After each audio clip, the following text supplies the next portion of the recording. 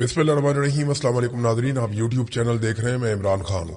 सबसे पहले मैं अब तक की सबसे बड़ी खबर आपके सामने रखता हूँ और ये बहुत बड़ी डेवलपमेंट है कि आज़ाद कश्मीर के लोगों ने या जॉइंट अवामी एक्शन कमेटी ने एक मरतबा फिर लॉन्ग मार्च का ऐलान कर दिया। ये लॉन्ग मार्च बड़ी देर से मुअख्खर हो रहा था, बार बार इसको रोका गया, बंदे बीच में डाले गए। एस्टेब्लिशमेंट की जानिब से भी ओवरसीज पाकिस्तानियों का वफद आया, वो बैठ के मुज़ाकरात करते रहे। कमर साहब इसके अंदर शामिल हुए, पीपल्स पार्टी के लोग शामिल किए गए, दीगर पॉलिटिकल पार्टीज के लोगों को इन्वॉल्व किया गया।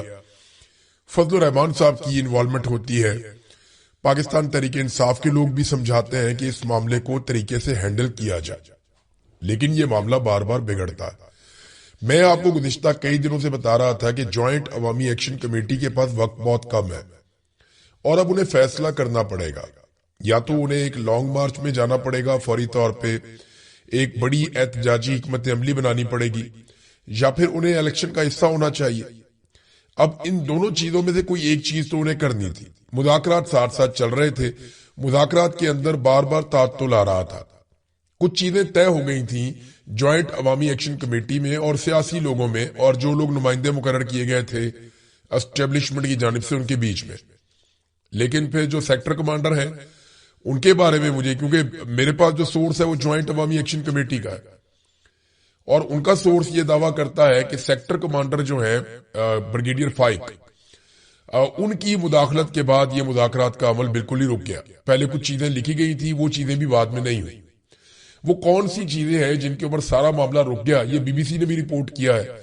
कुछ चीजें मेरे पास अपने सोर्सेज से हैं, मैं सारा आपके सामने रखता हूं। नंबर एक तो ये चीज हुई कि जो कलदम का ठप्पा लग गया जॉइंट अवामी एक्शन कमेटी के ऊपर, उन्होंने कहा जी ये तो फौरन आप खत्म कर देना, हम कलदम जमात नहीं है।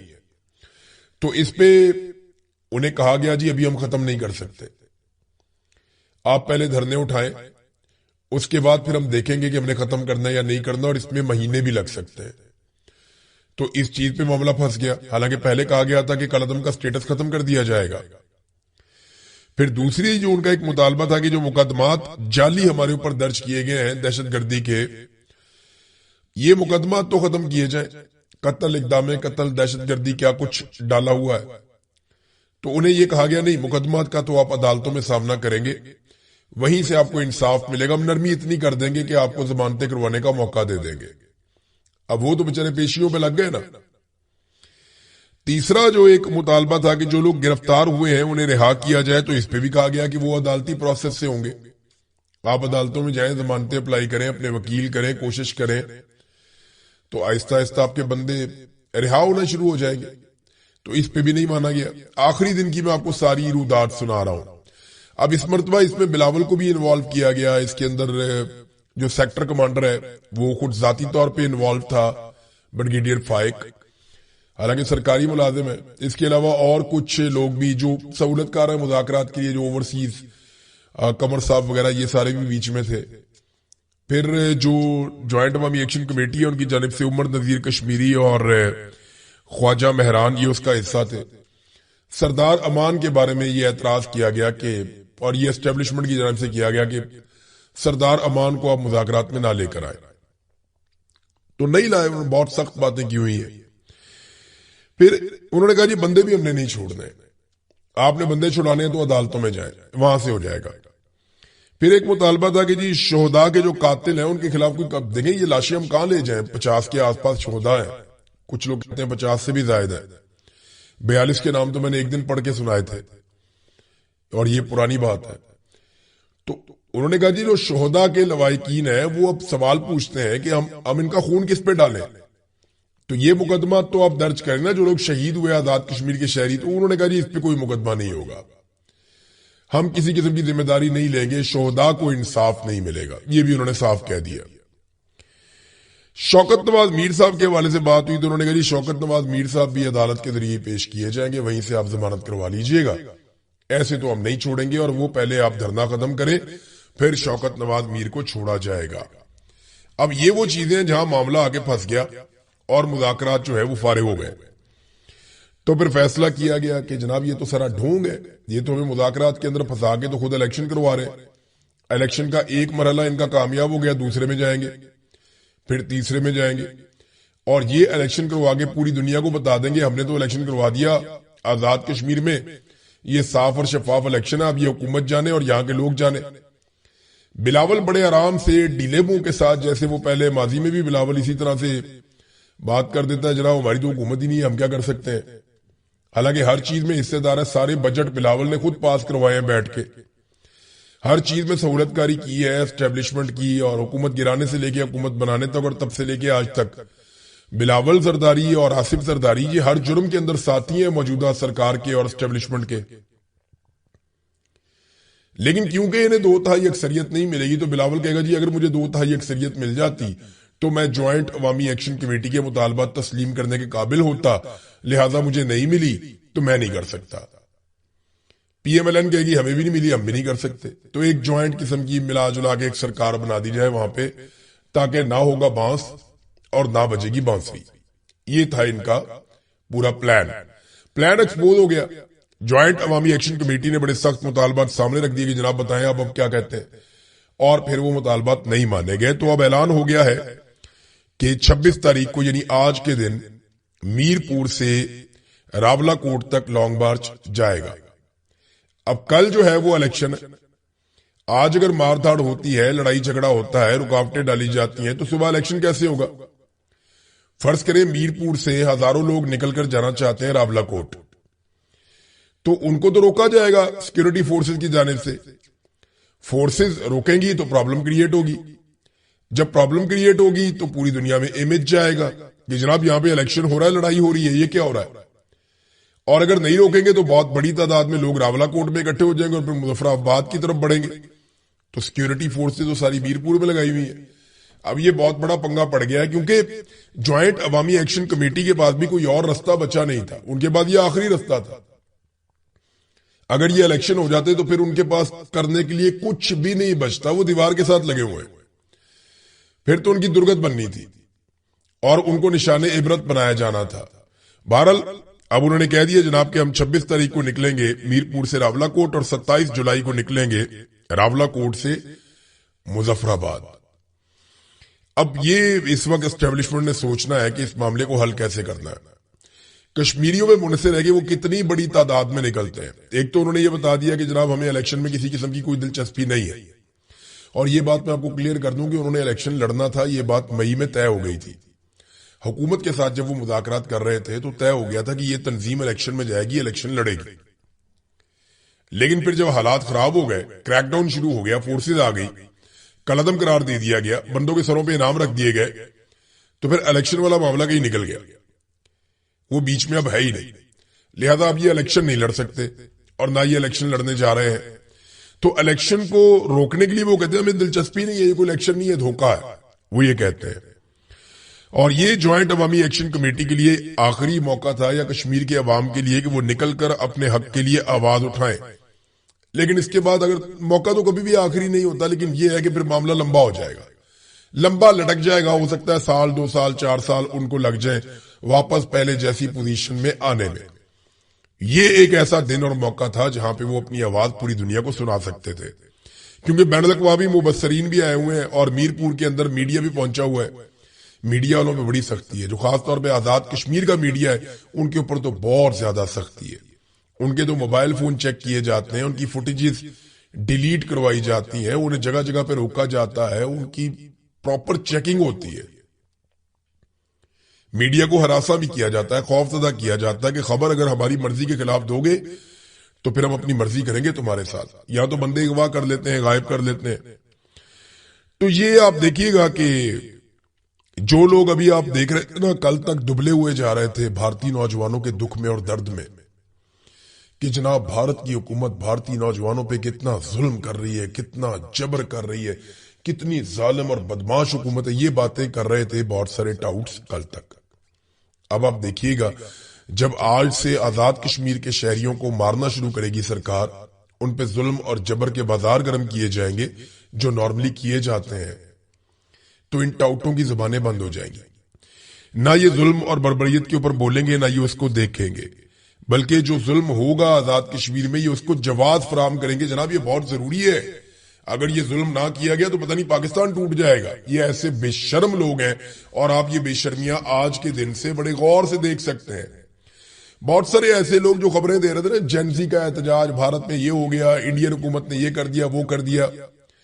اب جب نوجوان وہاں پہ جیت گئے, جب وہاں پہ جمہوریت جیت گئی, جب نریندر مودی کی سرکار نے گولی چلانے سے انکار کر دیا, جب انہوں نے چادر اور چار دیواری کا تقدس پامال نہیں کیا پاکستان کی طرح, جب انہوں نے خواتین کو اغوا نہیں کیا پاکستان کی طرح, جب انہوں نے بہو بیٹیوں پہ ہاتھ نہیں ڈالا پاکستان کی طرح جیسے احتجاج کرنے والے پاکستانیوں پہ بہو بیٹیوں پہ ہاتھ ڈالا گیا, جب انہوں نے بچوں کے اوپر ہاتھ نہیں ڈالا پاکستان کی طرح, جب انہوں نے چادر اور چار دیواری کا تقدس پامال نہیں کیا, جبری طور پہ گمشدگیاں نہیں کی جیسی پاکستان کے اندر کی گئی ایک پولیٹیکل موومنٹ کو کچلنے کے لیے بار بار, تو انہوں نے جب یہ سب کچھ نہیں کیا اور انہوں نے نوجوانوں کو ان کا حق دے دیا اور وزیر سے استعفیٰ لے لیا, تو پاکستان میں بہت سارے چہرے لٹک گئے, بہت سارے منہ لٹکے ہوئے ہیں کہ یہ کیا ہو گیا, بھارت میں جمہوریت جیت گئی. بھئی آپ پاکستان میں بھی جمہوریت کو جتا لیں. اب پاکستان کے ٹاؤٹوں کی بڑی عجیب ہی صورتحال ہے. ایک دن پہلے انہیں آرڈر دیا گیا تھا جناب بھارت کے خلاف گیم چوک کے رکھو. جیسے ہی بھارت کا نوجوان جیتا اب انہیں آرڈر دیا گیا گیم نپ دو. یعنی اب معاملہ دبا دیں, ایسا نہ ہو کہ پاکستان کے نوجوانوں کو بھی شوق چڑھ جائے اور یہاں پہ بھی جینزی نکل آئے اور نکل کے وہی دھمال پاکستان میں بھی ڈال دیں جو بھارت میں ڈال رہے تھے. پاکستانی نوجوان زیادہ سنجیدہ ہے, پاکستانی نوجوان زیادہ عقل مند بھی ہے, بہت باشعور بھی ہے, بہت سمجھدار بھی ہے. ایسا نہیں ہے کہ میں بھارتی نوجوانوں کو برا کہہ رہا ہوں, ایسا نہیں ہے, کیونکہ پاکستانی نوجوانوں نے سٹرگل بہت لمبی کی ہے, مار بہت زیادہ کھائی ہے, یہاں پہ حالات بہت مشکل رہے ان کے لیے. تو یہاں پاکستانی نوجوانوں نے بڑی ریزیلینس حاصل کی ہے گزشتہ کئی دہائیوں میں, خاص طور پہ گزشتہ 4 سالوں میں جو ان کے ساتھ ہوا. ایک پوری پولیٹیکل پارٹی کی ایک نوجوانوں کی پوری پود ہے جو تیار ہو گئی ہے. تو یہ اگر انڈیا کی طرح پاکستان کی حکومت ڈیل کرے نا, وہ گولی نہ چلائے, لوگوں کے اوپر جبری طور پہ گمشدگیاں نہ کریں, ان کے گھر نہ توڑیں, ان کی گاڑیاں نہ توڑیں, تو آپ دیکھیں پاکستان کے اندر جینزی اس سے بھی بڑا کارنامہ کرے گی جو بھارت کے اندر وہاں جینزی نے کیا ہے. تو اب منہ لٹکا ہوا بیچارے صحافیوں کا. کل تک انہیں کہا گیا تھا گیم چوک کے رکھو, آج جیسے ہی نوجوان وہاں پہ جیت گئے انہوں نے کہا گیم نپ دو. وجہ یہ ہے کہ پاکستان میں بھی اگر لوگ نکل آئے تو پاکستان کی اسٹیبلشمنٹ کو مصیبت پڑ جائے گی. ویسے تو مصیبت ایک بہت بڑی پڑنے والی ہے, ہمارے سامنے آ کر کھڑی ہے, میں آپ کے سامنے رکھ بھی دیتا ہوں. اس وقت پاکستان ایک بڑی مصیبت میں پھنسنے والا ہے, اس کے اشارے آ رہے ہیں, اور میں آپ کو وقت سے پہلے آگاہ کر رہا ہوں, آنے والے وقت میں یہ چیزیں آپ کو دیکھنی پڑ سکتی ہیں. نمبر 1 تو امریکہ سے پاکستان نے $10 ارب مانگ لیے, بلا وجہ نہیں مانگے. یہ پیسے امریکہ دے بھی دے گا شاید پاکستان کو, لیکن یہ کون سا پیسہ ہوگا, یہ ادھار پیسہ ہوگا, اور اس پیسے پہ آپ کو ٹیکس دینا پڑے گا, یعنی آپ کو یہ پیسہ واپس چکانا ہے. یہ ایسا نہیں ہے کہ پاکستان کی گود میں ڈال دیا امریکہ بھول گیا, نہیں ہوگا. یہ پیسہ آپ کو امریکہ کو واپس دینا پڑے گا. ایک ایک پاکستانی یہ پیسہ واپس چکائے گا, اور پیسہ واپس نہیں چکائے گا تو پھر اس کی قیمت چکائے گا. اور یہ پیسہ دینے کے بعد وہ بھول نہیں جائیں گے, وہ آپ سے کام کروائیں گے. کام آپ سے وہ کیا کروائیں گے یہ آگے چل کے آپ کو بتاتا ہوں. ایک تو امریکہ سے پیسہ مانگ لیا, سعودی عرب سے پیسہ بھی مانگ لیا, تیل بھی مانگ لیا. قطر کے ساتھ بھی ہم ایک دفاعی معاہدہ کرنے جا رہے ہیں. یاد رکھیے جتنے بھی پاکستان دفاعی معاہدے کر رہا ہے, پاکستان میں کابینہ کو بھی نہیں پتا, پاکستان کے پارلیمان کو بھی نہیں پتا. پاکستانی بالکل نہیں جانتے کہ پاکستان کون کون سے معاہدوں میں جا رہا ہے. ڈونلڈ ٹرمپ کے ساتھ پاکستان نے کون سی باتیں طے کی ہم نہیں جانتے. ہم نے سعودی عرب کے ساتھ کون سا دفاعی معاہدہ کیا, اس میں کیا چیزیں طے ہوئی ہم نہیں جانتے. قطر کے ساتھ ہم کیا معاہدہ کرنے جا رہے ہیں ہمیں بالکل آئیڈیا نہیں ہے کہ کیا ہوگا. حوثیوں کو پاکستان نے وارننگ دی, یہ بھی اب آپ کے سامنے ہے, اور ایک دم سے پاکستان میں ٹاؤٹس ایران کے خلاف ہونا شروع ہو گئے. یہ بھی آپ دیکھتے جائیے. بھی اسرائیل خود کو اس جنگ سے بھی باہر رکھ رہا ہے تاکہ مسلمان ملکوں کو ایران سے لڑنے میں آسانی رہے, کیونکہ اگر اسرائیل ایران سے لڑے گا تو مسلمان ممالک ایران کے ساتھ نہیں لڑیں گے, کیونکہ اسرائیل کے شانہ بشانہ لڑنا مسلمان ملکوں کے لیے بہت مشکل ہے. ہاں امریکہ کے شانہ بشانہ ماضی میں بھی لڑیں, ابھی بھی لڑ سکتے ہیں. تو یہ جو کریڈٹ ریٹنگ بھی پاکستان کی بہتر دکھائی جا رہی ہے تاکہ پاکستان کو مزید قرضے ورضے مل جائیں, حکومت آسانی میں ہو جائے. دیکھیں اس حکومت کے پاس جو ہے نا وہ نظام چلانے کے لیے اب 2 رستے بچے ہیں, کیونکہ معیشت تو چلی نہیں, لوگ تو پیسہ بنا نہیں گئے. پیسہ بنائیں گے تو پیسہ اکٹھا ہوگا, ٹیکس آئے گا, حکومت چلے گی, گورنمنٹ چلے گی, نظام چلے گا. یہ نظام کو چلانے میں مکمل طور پہ ناکام ہو گئے ہیں, معیشت نہیں چلی. اب ان کے بعد دو رستے بچے ہیں. نمبر ایک, یہ سوچیں کہ کہاں کہاں سے عوام کی جیب کاٹی جا سکتی ہے, لیوی لگا کے, بجلی کی قیمت میں, گیس کی قیمت میں مہنگائی کر کے, کچھ بھی کر کے, عجیب و غریب قسم کے ٹیکسز لگا کے عوام کی جیب کہاں کہاں سے کاٹی جا سکتی ہے. ایک تو ان کی ساری توجہ اس بات پہ. روزانہ کی بنیاد پہ پیٹرولیم مصنوعات کی قیمتیں بڑھتی ہیں. میں پاکستانیوں کو مبارکباد پیش کرتا ہوں کہ گزشتہ ایک ہفتے میں صرف ایک مرتبہ ایسا ہوا کہ پیٹرولیم مصنوعات کی قیمتیں نہیں بڑھی, اور وہ تھی کل کی رات. تو پاکستانیوں کو مبارکباد کہ کم سے کم ایک رات ایسی تھی کہ جب پیٹرولیم مصنوعات کی قیمتیں نہیں بڑھائی گئیں, اور آج کے دن میں وہی ہے جو کل کے دن میں تھی. تو ایک تو ان کے بعد رستہ یہ ہے کہ عوام کی جیبیں کاٹیں جیسے تیسے کر کے. دوسرا رستہ یہ ہے کہ جتنے ہو سکیں یہ قرضے حاصل کریں. عوام کی جیبیں کاٹیں گے تو عوام کی طاقت کم ہوتی چلی جائے گی اور وہ کمزور ہوں گے, اور جب قرضے حاصل کریں گے تو عوام اور پاکستان مزید کمزور ہوگا, کیونکہ یہ قرضے عوام کو ہی واپس کرنے ہیں اور پاکستان پہ بوجھ پڑے گا. اب پاکستان کی جو خود مختاری ہے اس کو یہ گروی رکھنے جا رہے ہیں ان قرضوں کے لیے اور ان سہولیات کے لیے جو امریکہ سے, سعودی عرب سے, گلف ممالک سے ان کو مل رہی ہیں. اور یہ بالکل ممکن ہے کہ آنے والے دنوں میں پاکستان کو استعمال کیا جائے اس خطے میں ہونے والی ایک نئی لڑائی کے سلسلے میں. کیونکہ دیکھیں حوثیوں کے پاس بھی ہتھیار ہے اور وہ اپنے ہتھیار چلا بھی رہے ہیں, وہ نظر بھی آ رہے ہیں. باب مندب بھی بند ہے اور آپ نے خان صاحب کے دور حکومت کی نسبت کم ہے. دیکھیں میں ایک چیز آپ کو بتاتا ہوں, پالیٹکس سے یا ان چیزوں سے ہٹ کے میں زیادہ تر حکومت کے اوپر تنقید کرتا ہوں. حکومت نے کچھ میرے ساتھ اچھا تو نہیں کیا تو میں تنقید ہی کروں گا, لیکن سچی بات یہ ہے کہ ایک خود کار سسٹم بنانا چاہیے, ایک آزاد سسٹم بنانا چاہیے. حکومت کا اس میں کردار ہی نہیں ہونا چاہیے کہ پیٹرول کی قیمت کتنی بڑھے گی اور کتنی کم ہوگی.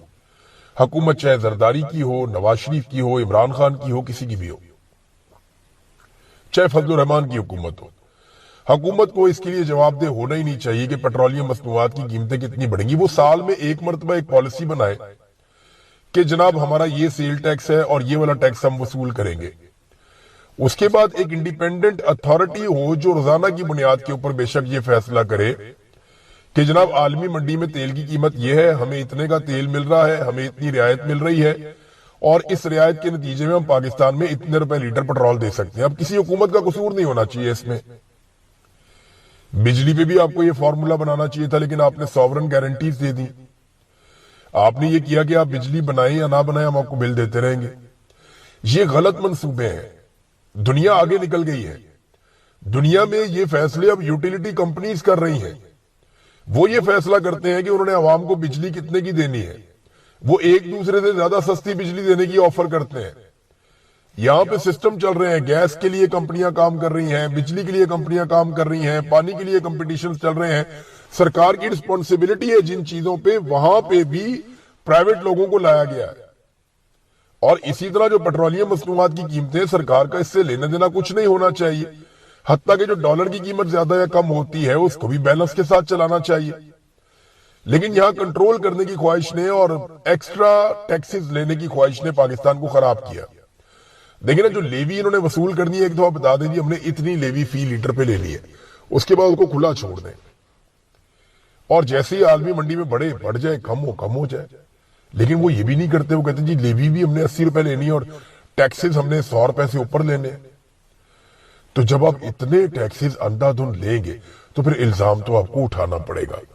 اور یہ بدقسمتی ہے کہ ہمارے پاس لوگوں پہ خرچ کرنے کے لیے پیسے نہیں ہیں, لوگوں کی جیب سے پیسے نکالنے کے لیے ہمارے پاس بہت ٹائم ہے. یعنی جب آپ کے پاس پیسہ ہو تو آپ سبسڈی دیں, غریب آدمی کو سہولت دیں. لیکن اب تو پاکستان میں یہ سوال ہی پیدا نہیں ہوتا. IMF کی شرائط ہی بڑی سخت ہے. بیوروکریسی جس نے پاکستان کی خدمت کرنی تھی, میں بڑی معذرت کے ساتھ یہ کہوں گا, جتنے بیوروکریٹس یہ سن رہے ہیں اگر ان کو میری بات بری لگے تو پہلے ہی معذرت کر دیتا ہوں میں. آپ بتائیے کیا واقعی آپ پاکستان کی خدمت کر رہے ہیں؟ میں سچ بتا رہا ہوں, میرا تقریباً 20 سال کا صحافتی ایکسپیرینس ہے. 20 سال میں دفاتر میں جاتا رہا, بیوروکریٹس کو ملتا رہا, بہت سارے میرے دوست بھی ہیں, میں ان کے ساتھ کام کرتا رہا, سیکھتا رہا, دیکھتا رہا. اس سے پہلے بھی پاکستان میں رہتا تھا. بے شمار میرے بیوروکریٹ دوست ہیں جن میں بہت سارے لوگ بہت اچھا کام کرنا بھی چاہتے ہیں, لیکن کیا یہ سچ نہیں ہے کہ بیوروکریسی یا سرکاری ملازمین یا افسران کی جو اکثریت ہے وہ صرف نوکری کرتی ہے، کام نہیں کرتے۔